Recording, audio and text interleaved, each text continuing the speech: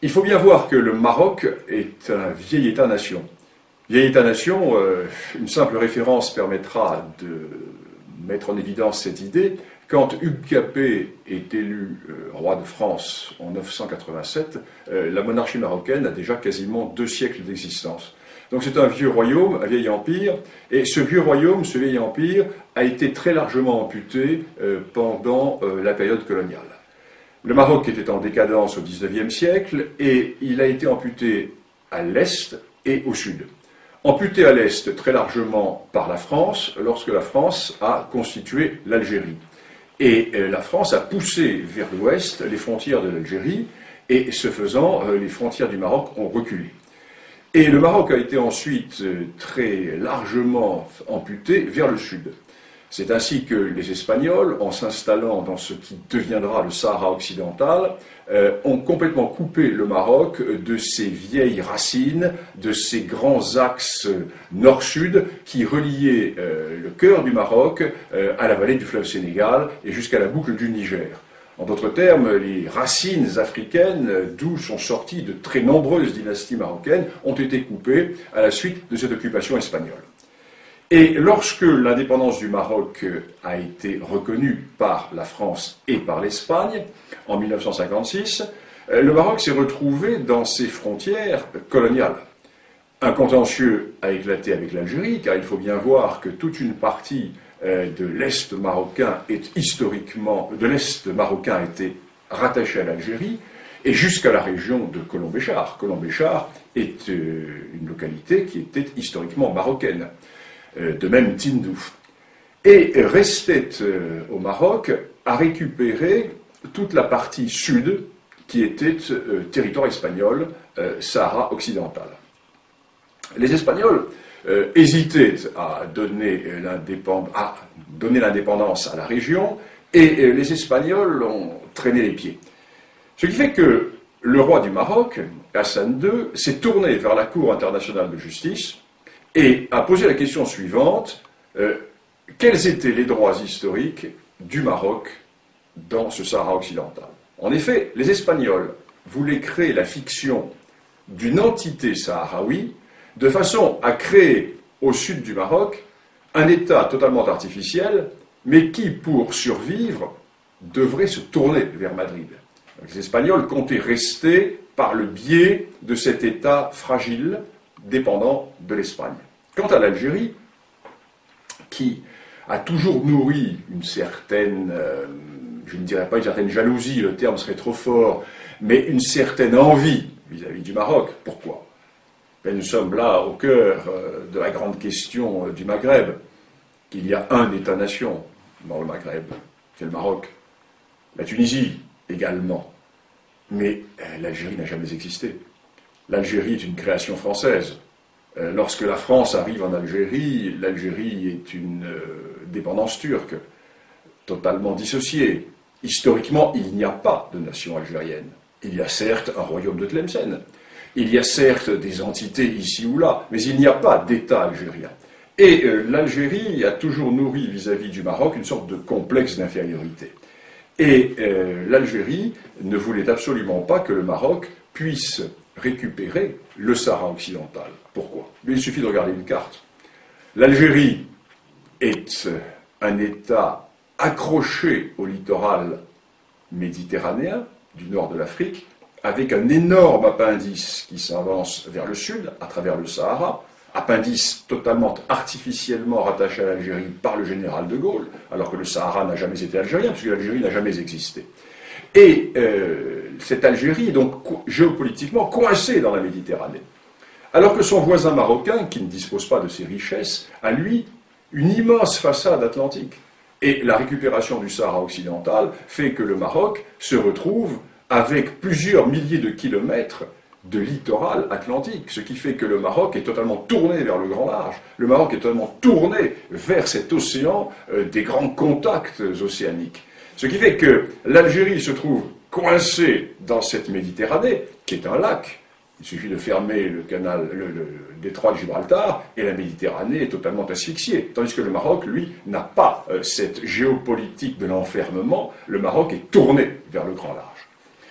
Donc, l'Algérie va soutenir la position espagnole, qui est de créer une entité artificielle, un État artificiel sahraoui, qui permettrait à la fois à l'Algérie d'avoir une sorte de débouché vers l'Atlantique, et qui permettrait au Maroc de maintenir, à l'Espagne, pardon, de maintenir une certaine position dans la région.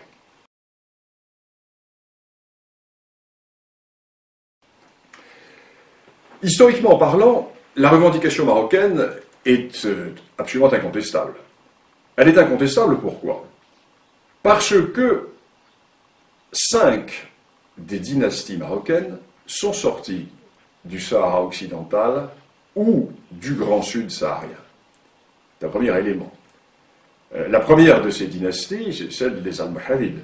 Les Almohavides qui vont du fleuve Sénégal jusqu'au centre de l'Espagne constituaient ce que l'on a appelé l'empire des deux rives, qui était un empire marocain.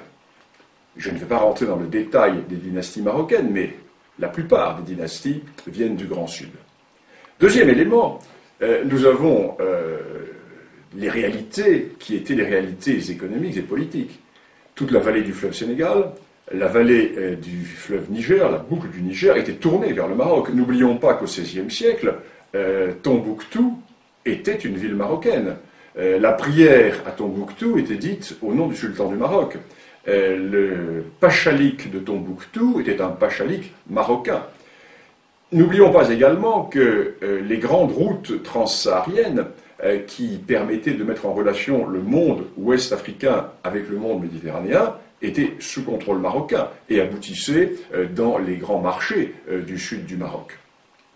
Nous avons toutes ces réalités qui font que lorsque le roi Hassan II a déclaré qu'en récupérant le Sahara occidental, le Maroc renouait avec les racines d'un arbre dont les feuillages sont tournés vers la Méditerranée, le roi du Maroc avait une image qui était très belle et qui était tout à fait réaliste et qui montrait bien ce qu'était cette réalité. Alors le problème est que en Europe, nous avons toujours cette vision européocentriste, européocentrée, et nous avons également la déformation de l'histoire immédiate. Il est évident que dans les années 1890, lorsque se posa la question marocaine, le Maroc était en état de décadence, en état profond de décadence, et il n'était pas en mesure d'exercer sa souveraineté sur l'ensemble de ces territoires du Sud. Et nous avons cette vision qui est une vision du XIXe siècle. Or, la véritable réalité politico-historique et géopolitique de cette région est largement antérieure au XIXe siècle. Ce qui fait que si nous faisons un peu d'histoire, et c'est l'intérêt de cette discipline, si nous faisons un peu d'histoire, nous constatons que, par le passé, le Maroc, effectivement, avait des droits qui s'étendaient, j'allais dire, bien au-delà du Sahara occidental, qu'il a récupéré depuis 35 ans, car, sans déplaire à nos amis mauritaniens, nous devons également reconnaître que la Mauritanie n'a jamais existé, et que la Mauritanie actuelle a été, du moins dans sa partie nord, très largement une dépendance marocaine jusqu'au début du XIXe siècle, puisque les émirs des tribus du nord de la Mauritanie étaient investis par le sultan du Maroc. Alors nous sommes là dans une réalité tout à fait intéressante qui fait que le Maroc, puissance continentale, se retrouve être une puissance maritime. Et tout le cœur de la question repose à Alger.